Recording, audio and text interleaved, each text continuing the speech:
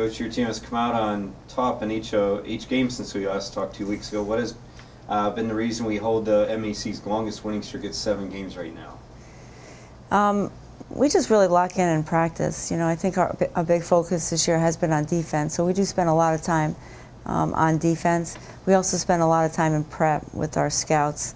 You know, we have a 7-page scout report we give to the student athletes. We watch a lot of film, and I just think that the team has they practice hard, and I think practicing hard carries over to games. Well, the team won game number 21, even with a little encouragement last Saturday for the program's first 20-plus win season in at least a decade. How important is this for the program's growth, and what does it mean for our team? Yeah, I think when we got to the 2020 mark, it was people realized that we're doing some really great things. You know, so we just keep trying to add wins, you know, for the tournament, come tournament time. And again, we talked last week about having a faceless opponent. Concord wasn't our best game, but we still pulled together for that 21st win. As I was asked the other day in a text on the subject, but how nice is it to have clinched one of the top 4 seeds in MAC tournament and be able to skip that first round earlier in that week for the tournament? Yeah, we hadn't talked about it until we got there, and then we did tell the team, and surprisingly enough, they were happy, but they also said we got there last year, so I kind of thought that was a good sign. So it's just, you know, not good enough for us just to get there. Now we have to perform when we get there, but it does take some pressure off the team. I don't know about the coaching staff, because we want to win the remaining part of our season. How important does it, or how much pride do you take in having the stingiest defense right now in the conference? Yeah, a lot of pride, because I really do think that defense shows a lot of your heart of your team, how hard you want to get after it. You know, we talked all year about guarding. I know when I first came in, I think our first game we scored 98 points and we gave up 108 against Glenville. Now that's typical for a Glenville team, but I just knew we weren't going to win games, you know, in the conference not playing defense. So, you know, we do spend a lot of time, and I think the team's hard work has paid off. Well, speaking of Glenville, win number 8 in a row will not be an easy one, as Thursday night we have the highest scoring team by a dozen points in Glenville coming to town, which was really a shootout. It turned out to be down in Glenville. Yeah, Glenville's a very, very good team. They're unlike any opponents that we have. They sub, you know, every 3 to 4 minutes, so they use their depth. They press, they run, they jump.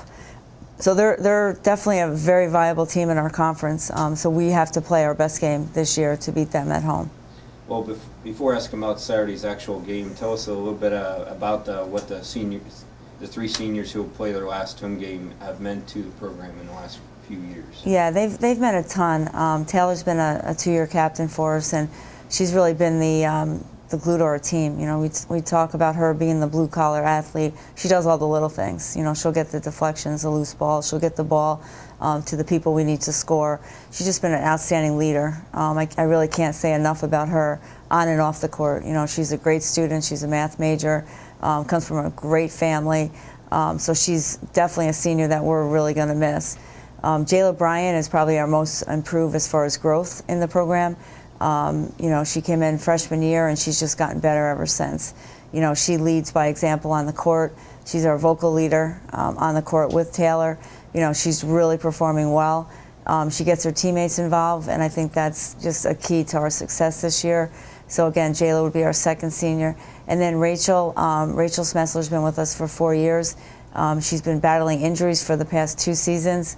We had her in practice yesterday for the first time in a couple months, so it was just really exciting to see her. You know, so we're hoping she can come back for senior day as well as for the postseason tournament. But you know, unfortunately, she's been injured for the last 2 years. She's spent a lot of time in rehab the last couple months just trying to get back. You know, so we're hoping for her and for our team she can get back for senior day. Well, lastly, how important will it be to finish the home schedule with a pair of victories, especially with the 2 tough games the following week in Notre Dame and Westlake?